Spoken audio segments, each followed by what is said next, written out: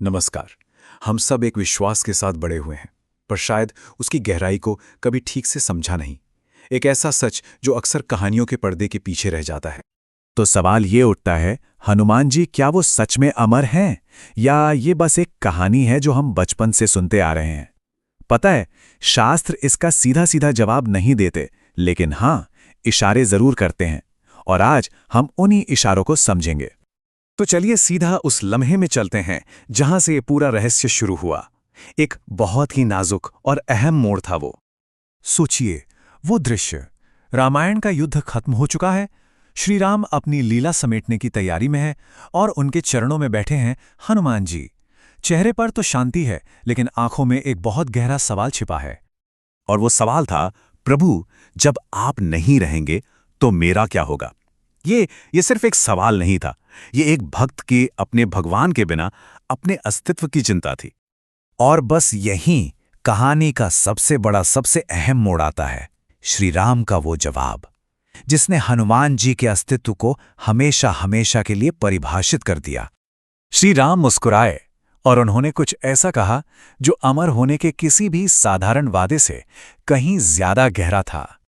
उन्होंने कहा, जब तक इस धरती पर मेरी कथा कही सुनी जाएगी, तब तक तुम भी इसमें जीवित रहोगे।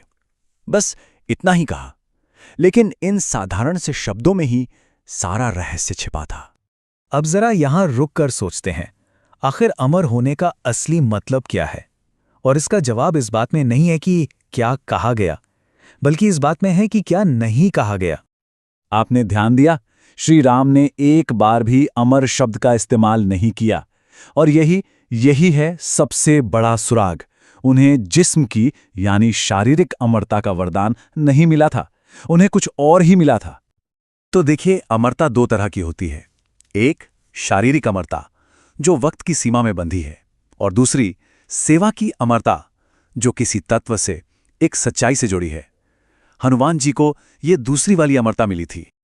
चलिए इस विचार को थोड़ा और गहराई से समझते हैं, क्योंकि ये बात सिर्फ सेवा की नहीं है, ये बात चेतना यानी कॉन्शियसनेस के स्वभाव की है।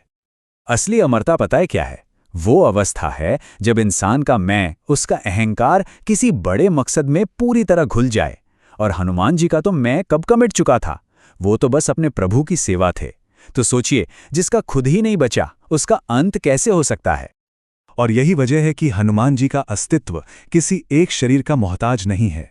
उनकी उपस्थिति, उनकी मौजूदगी भक्ति में महसूस होती है। शायद इसीलिए शास्त्र उन्हें अमर नहीं कहते, क्योंकि ये शब्द इस सच्चाई के सामने बहुत छोटा पड़ जाता है। तो इस सब का आज के लिए क्या मतलब है? मतलब साफ है, हनुमान जी आज भी जीवित हैं। बस हमें ये जानना है कि उन्हें महसूस कहाँ करना है। जहां कहीं भी राम नाम का जाप हो रहा हो, जहां कहीं भी दिल में भक्ति का भाव हो, और जहां कहीं भी राम कथा का स्मरण हो रहा हो, बस समझ लीजिए वहां हनुमान जी मौजूद हैं। उनकी मौजूदगी समय में नहीं, भाव में है। तो सार ये है कि भक्ति शरीर को नहीं, चेतना को अमर बनाती है। यही है हनुमान जी की अमरता का सबसे बड़ा सच। जब कोई अपनी इच्छा को ईश्वर में मिला देता है, तो फिर उसका अंत हो ही नहीं सकता। और ये बात हमें एक बहुत गहरे सवाल के साथ छोड़ जाती है।